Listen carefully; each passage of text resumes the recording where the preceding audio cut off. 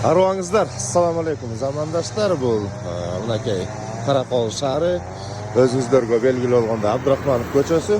Учурда мына достор, быйылкы жылдын чөп чабып, газон кыркуу сезону башталган. Бүгүн 2-күн, бүгүн дем алыш базар күн.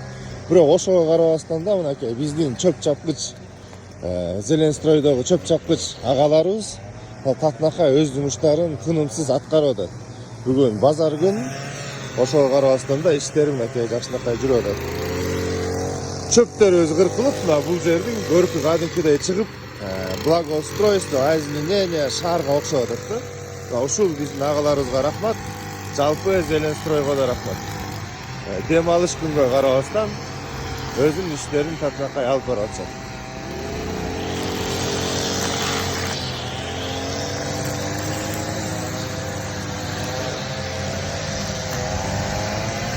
Мынакей